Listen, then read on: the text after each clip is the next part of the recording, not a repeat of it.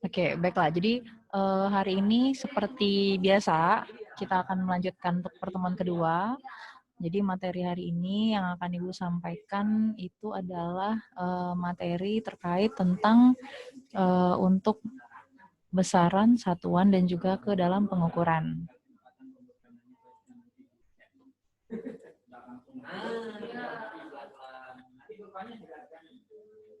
Oke, Ibu mulai share screen ya, materinya ya.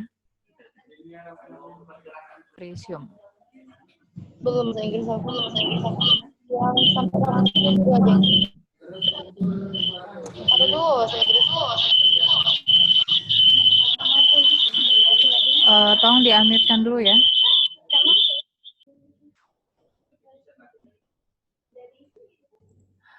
Share screen.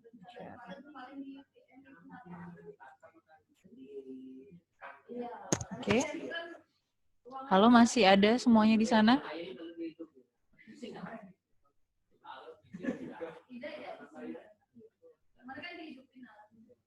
Masih, Bu. Oke, udah kelihatan ya? PowerPoint Ibu kelihatan ya?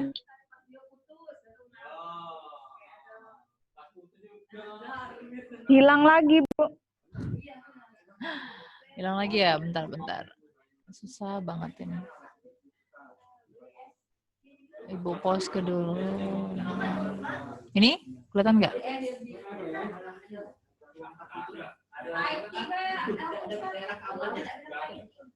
Ya, udah muncul, Bu. Sudah ya? Sudah, Bu. Oke, siap. Yuk, semua minta tolong di-unmute-kan dulu. Jadi hari ini Ibu sampaikan materi mengenai pengukuran dan vektor.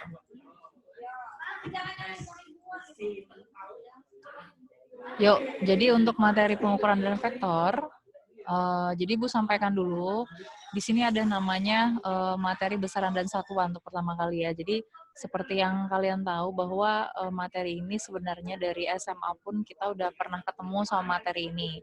Jadi kenapa pada akhirnya kalian harus mengikuti mata kuliah ini ya balik lagi karena ini adalah kemampuan dasar yang harus kalian tempuh, yang harus kalian kuasai minimal untuk ilmu-ilmu dasarnya yang nantinya akan kalian gunakan juga ketika kalian jadi guru SMP, mau nggak mau ya harus ngajar fisika juga, kimia juga, biologi iya, kayak gitu kan ya, bukan hanya kimia saja. Jadi di besaran dan satuan itu ada dalilnya bahwa ada dua surat di sini, ada surah Al-Qamar ayat 49, sesungguhnya kami menciptakan segala sesuatu menurut ukuran. Jadi semuanya udah diatur sama Allah dalam Al-Qur'an. Kemudian juga di surah Al-Furqan ayat 2, dia telah menciptakan segala sesuatu dan dia menetapkan ukuran-ukurannya dengan serapi-rapinya. Jadi di sini semua udah ada di Al-Quran ya. Masya Allah, Allah sudah menciptakan semua ayat-ayat Al-Quran yang sangat indah yang berhubungan dengan ilmu fisika itu sendiri. Tentunya di kimia juga pasti ada ilmu-ilmu yang berhubungan dengan Al-Quran. Kemudian, oke, jadi kita lihat nih, di sini kan ada gambar gajah. Kalau misalnya diminta untuk coba deskripsikan gajah di bawah ini, tentunya kalian akan gampang banget buat lihat apa sih yang tampak pertama kali dari gajah. Yang pertama dari warnanya, ukurannya, tingginya, gadingnya, kayak gitu ya. Jadi kalau di fisika, kita bisa mendeskripsikannya itu ada dua hal. Yang pertama, ada namanya deskripsi kualitatif. Sorry ya. Ada namanya deskripsi kualitatif. Apa itu Bu deskripsi kualitatif? Jadi deskripsi kualitatif itu ya secara secara maknanya tidak dengan hitung-hitungan, namanya apa yang terlihat saja. Contohnya gadingnya panjang, kemudian dia ukurannya besar, gajahnya tinggi, kemudian tenaganya kuat. Nah, kalau deskripsi secara kuantitatif, itu bisa kita ukur. Misalnya, tingginya kira-kira nih 2,5 meter. Kemudian, masanya nih kira-kira ada 4 ton, kayak gitu ya. Dan panjangnya 5 meter, panjang ekornya misalnya sepanjang itu ya. Jadi, ini namanya cara kita mendeskripsikan suatu benda, hewan, baik tumbuhan, dan segala macamnya. Nanti PPT-nya Ibu share juga kok ke kalian.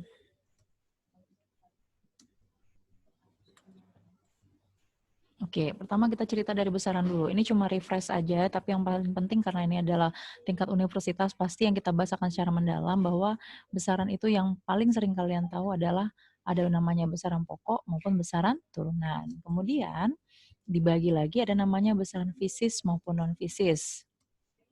Dan ada lagi namanya besaran vektor maupun skalar. Jadi ada yang masih ingatkah mungkin ada apa bedanya besaran pokok dengan besaran turunan? Apa bedanya?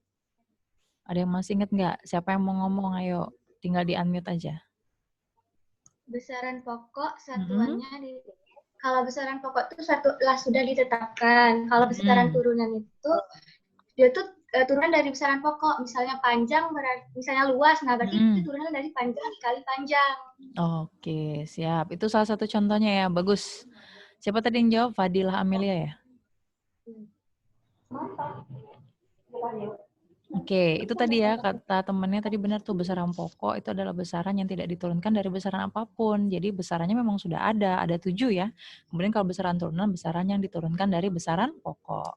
Nah, ini udah ada artinya kok di sini, udah ada definisinya sendiri. Jadi namanya besaran pokok ya tadi besaran yang berdiri sendiri tidak diturunkan. Kemudian kalau besaran fisis itu ada namanya besaran terukur. Itulah tadi yang Ibu bilang deskriptif secara kuantitatif ya. Namanya terukur dapat kita hitung. Sedangkan besaran tak terukur contohnya gajahnya besar, gajahnya warnanya hitam. Itu kan tidak terukur, hitamnya pekatnya seperti apa, gajahnya besar-besarnya seperti apa. Itu kan tidak terukur secara jelas. Nah, kemudian ada namanya skalar. Skalar itu adalah besaran yang hanya punya nilai. Kemudian vektor itu adalah besaran yang memiliki nilai dan arah. Nanti kita pelajari juga nih, gimana sih Bu cara ngebedain antara besaran skalar dengan besaran vektor. Karena nanti ada kaitannya sama materi vektor yang akan kita pelajari juga abis ini. Oke, next ya. Nah, sekarang dari mana sih cerita asal-usulnya yang namanya ada satuan sentimeter, ada satuan meter, ada satuan kilogram. Karena udah tahu mistar panjangnya sentimeter itu udah tahunya dari mana? Ada namanya kesepakatan. Jadi dari zaman dahulu orang itu menggunakan satuannya itu non baku. Belum ada kesepakatan. Misal nih, saya mau beli pita 5 depa. Ini kan 1 kilan nih ya, misalnya kayak gitu depa, atau 5 jengkal, sorry, ini jengkal kan. Jadi 5 jengkal ya dihitungnya dengan menggunakan jengkal masing-masing, tapi kan tidak baku karena masing-masing jengkal ukurannya beda, seperti itu. Nah, kemudian kesepakatan ini sudah disepakati oleh lembaga, suatu lembaga itu di Prancis yang memang sebagai apa ya, sebagai untuk penentu satuan-satuan yang akan digunakan di seluruh dunia. Nah, jadi misal nih, massa emas 5 anak timbangan. Jadi dulu orang pakai seperti ini, kemudian panjang 2 jengkal. Satuan panjang lainnya ada spidol, jengkal kaki. Ini namanya satuan non baku yang zaman dahulu orang pakai, yang sekarang pun jarang banget orang pakai pada akhirnya. Nah, akibatnya karena tidak baku, satuannya jadi terlalu banyak, orang nggak sepakat. Kemudian banyak versi, tidak bermanfaat, dan menimbulkan kekacauan. Orang bisa perang loh gara-gara hal yang seperti ini. Misal nih, naruh satelit, tidak tepat nih pada titik koordinatnya sekian, sekian, sekian. Karena satuannya tidak ada kesepakatan, satuannya tidak baku, ya otomatis itu akan menimbulkan kekacauan pada negara-negara lain seperti itu ya, karena ada ketidakkesepakatan yang tidak digunakan pada akhirnya. Jadi itulah akibat-akibat apabila tidak adanya kesepakatan untuk penggunaan dari satuan itu sendiri. Oke, lanjut ya. Nanti sampai sini boleh kok, nanti dicatat aja apa aja yang mau ditanyain. Oke.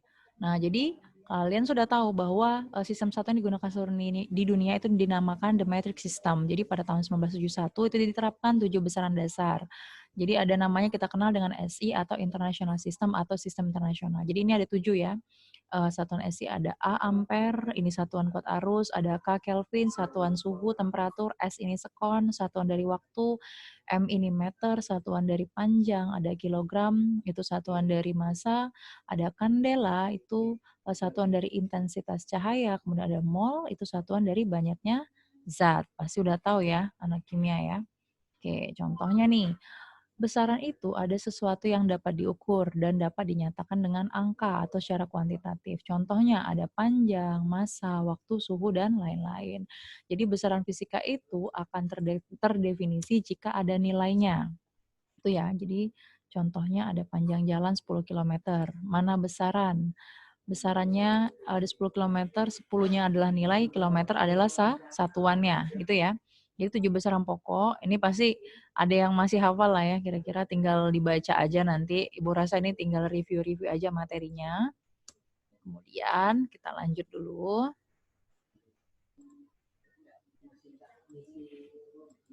Oke, ada lagi selain besaran, temannya ada namanya dimensi. Ini nanti kita pelajari gimana sih Bu cara menurunkan dimensi.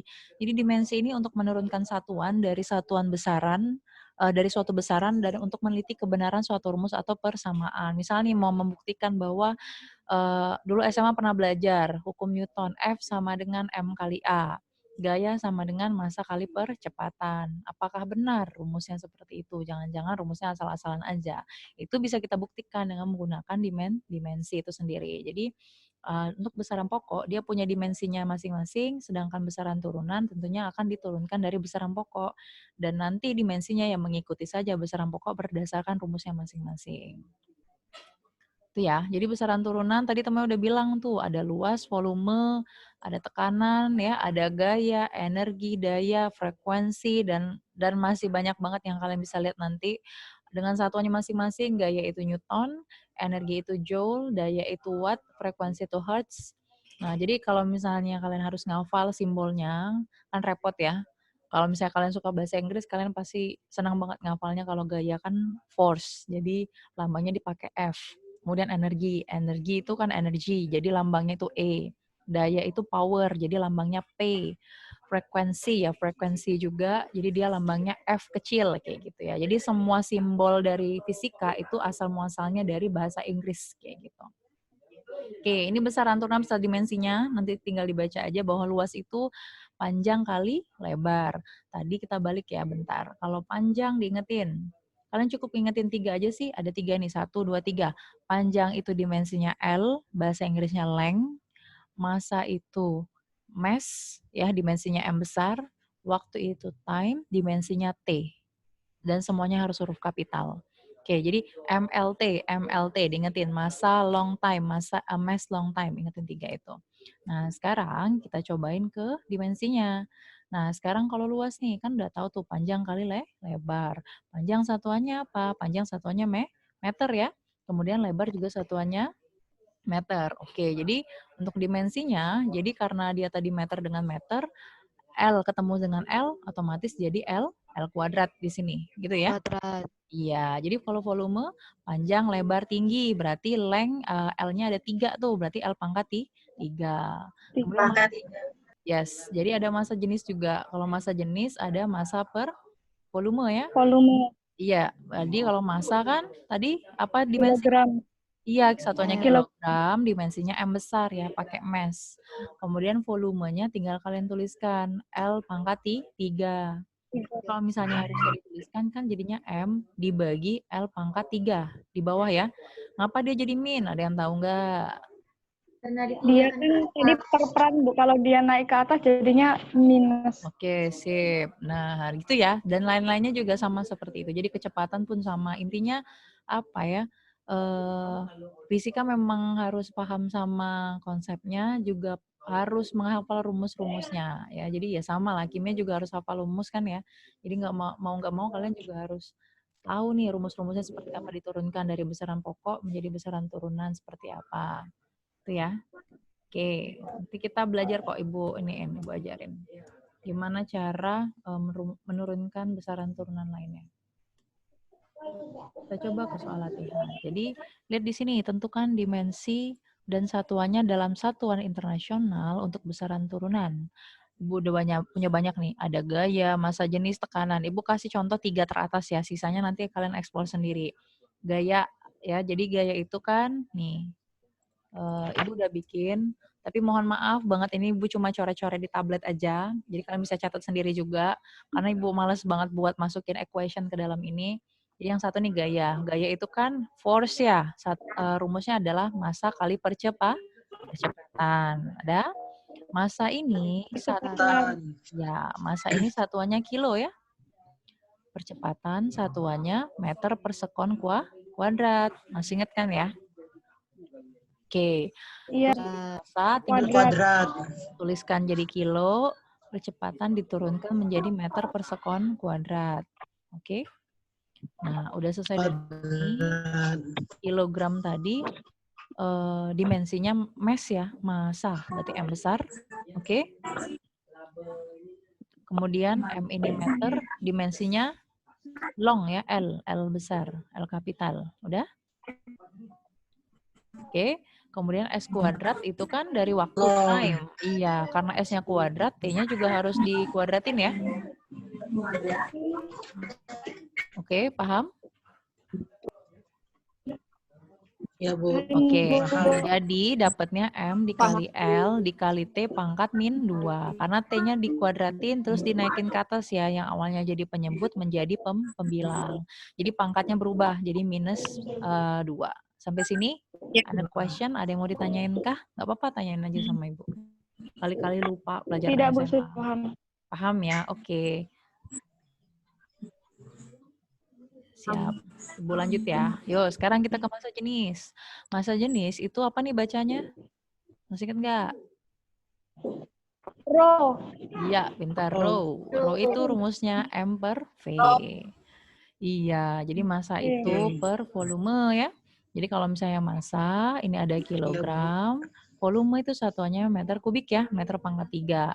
Jadi kalau kilogram dia dimensinya M, mass, massa, M besar, kemudian M pangkat 3 itu long, jadi L-nya pangkat 3 di sini ya. Nah, jadi ketika didimensiin sama dengan M dikali L pangkat min 3. Sampai sini paham? Oke. Paham, Bu. Bisa ya, aduh gampang banget ini ya. Jadi kalau misalnya nanti ada ujian bisa semua ya. Lanjut kita ya. Insya Allah. Oke. Insyaallah, Bu. Yuk kita lanjut ke pengukuran. Jadi kalau pengukuran biasa kalian pakai alat ukur. Kalau misalnya ke tukang jahit ada meteran penjahit ya. Jadi yang bisa di meteran gulung seperti itu. Kemudian juga ada pakai mistar. Biasanya juga kalian gunakan dalam kehidupan sehari-hari. Kalau misalnya dulu untuk fisika mungkin di SMA-nya pernah belajar, pernah pegang mikrometer sekrup, ada juga namanya jangka sorong, itu pun salah satu alat ukur yang digunakan untuk pengukuran panjang.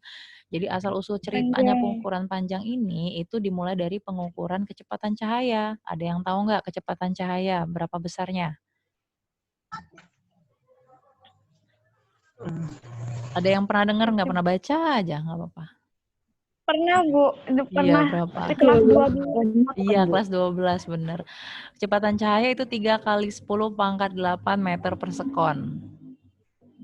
Oh iya. Ya, segitu. Jadi orang dulu bisa banget yang punya alatnya khusus buat mengukur bagaimana panjang kecepatan cahaya itu. Jadi diambil satuannya adalah meter. Jadi kecepatan cahaya itu di dalam suatu ruang vakum itu 1/299,792,458 sekon. Jadi secepat itu bisa diukur. Itu pengukuran panjang. Jadi kalian nggak perlu ngafalin ini, cukup tahu aja lah ceritanya ya.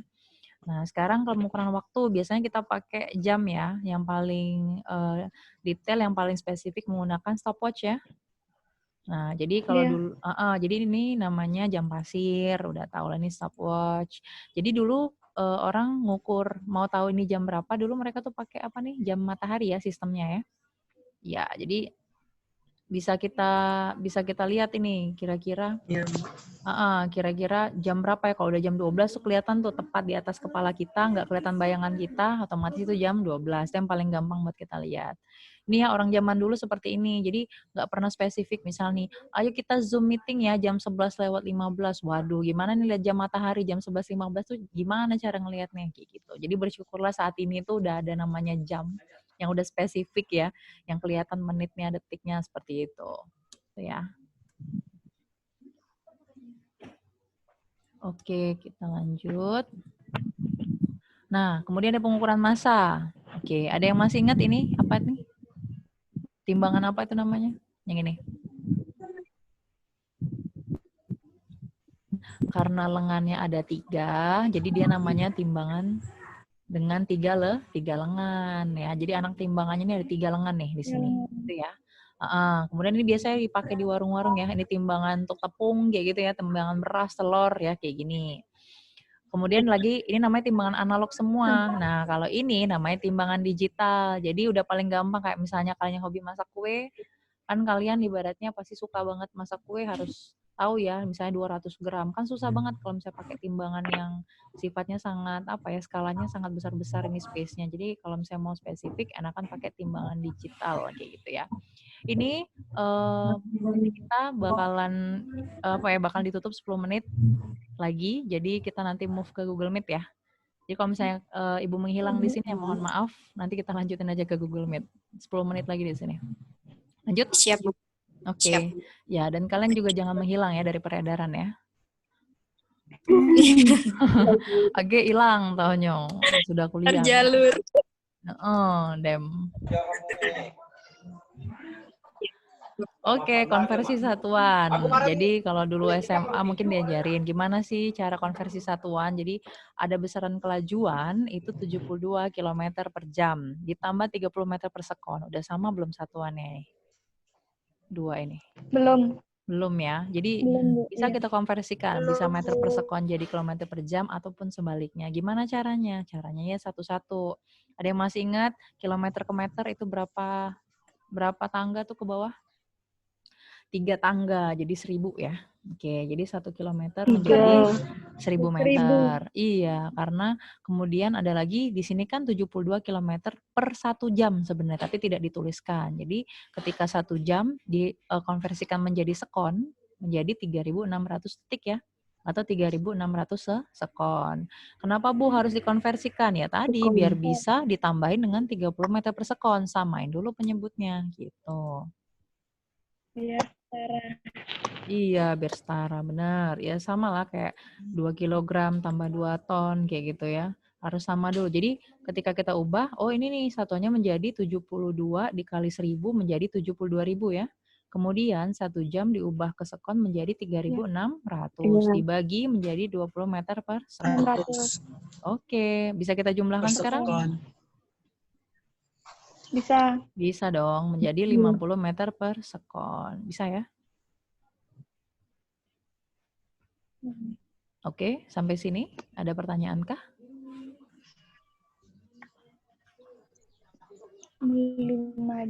Belum ada ya, siap. Belum. Nanti pertanyaannya banyak di ini nanti. Di soal-soal latihan. Sekarang kita lanjut ke materi selanjutnya. Ini materinya materi vektor sebenarnya ya. Ya. Jadi kalau materi vektor, Ya, Bu. ada yang masih ingat tadi apa tadi vektor? Besaran vektor itu besaran seperti apa? Besaran yang memiliki nilai yang dinyatakan dengan suatu nilai dan suatu arah. Oke, bagus. Jadi kalau misalnya vektor itu paling sering tuh dilihatin di copilot ini ya, di cockpit ini bagian untuk di apa ya, bagian kendali pesawat itu semuanya menggunakan vektor karena jelas misalnya arah mata angin kemana. Ketika ibaratnya suatu pesawat itu menuju dari ada Palembang ke Jakarta itu kan semua ada arahnya kan. Bagaimana cara dia melandainya nanti itu tepatnya di titik apa aja itu kan harus tepat. Kalau enggak ya fatal, bisa-bisa dia keluar dari jalurnya kayak gitu kan. Nah, itu semuanya menggunakan ilmu fisika. Itu pakai vektor semua kayak gitu ya.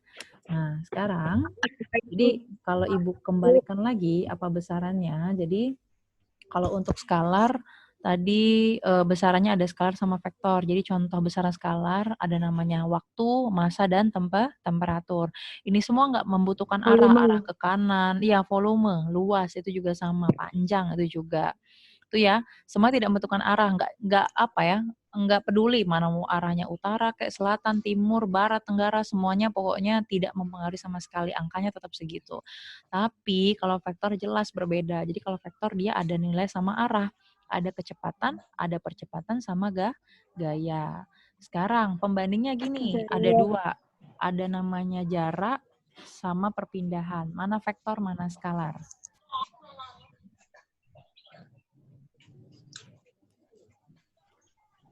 Jarak itu skalar, kalau vektor itu perpindahan. Perpindahan, kenapa? Karena gini, kalau jarak itu yang kan hanya perpindahan itu vektor bukan Bu? saja. Tapi kalau untuk yang perpindahan itu memerlukan arahnya, apakah berpindah dari kiri ke kanan atau kanan ke kiri dan atau dari depan ke belakang gitu, Bu. Iya, benar. Jadi Benar tuh, temen tadi ada bilang juga, vektor itu perpindahan bukan, perpindahan vektor bukan. Iya benar, jadi benar kata si Ricci tadi bilang bahwa kalau jarak itu semua panjang lintasan yang kita tempuh, itu namanya jarak. Itu ya, jadi dia sifatnya ya skalar. Jadi kamu mau bolak-balik ke rumah, dari sini, dari kampus ke rumah, rumah ke kampus, ya semuanya itu dihitung total berapa panjang lintasan yang kamu tempuh. Sedangkan kalau perpindahan, kalau misalnya ibu dari rumah, ibu ke kampus, terus ibu balik lagi ke rumah, berapakah perpindahan yang sudah ibu tempuh? Gimana tadi Bu, ulang Bu? Ibu berangkat dari rumah, ya, ibu dari rumah ke kampus misalnya 8 km, terus ibu balik lagi ke rumah, ibu ke rumah lagi habis dari kampus, berapa perpindahannya? 0. 0.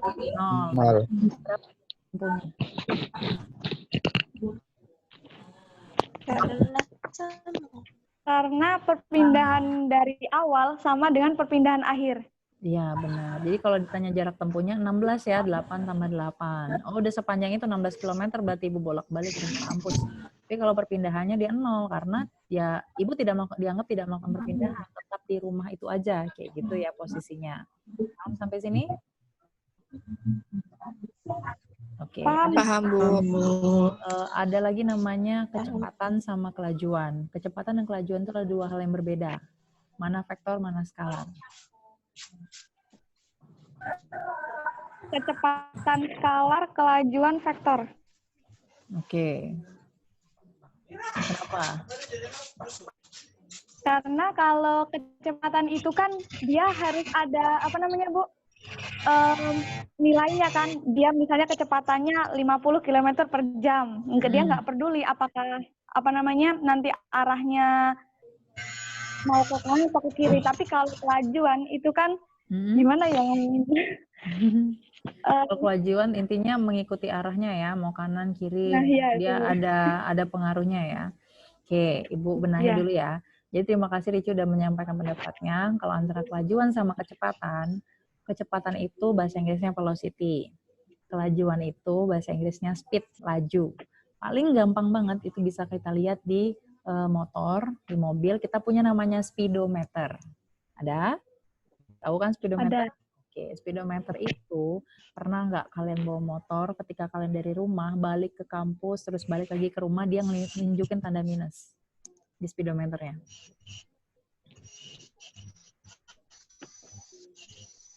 Ketika kita balik arah minus dia jadinya di speedometer, pernah nggak? Belum pernah Bu. Belum pernah ya, iya. Karena memang kelajuan itu atau speed itu dia skalar, bukan vektor. Jadi kebalik.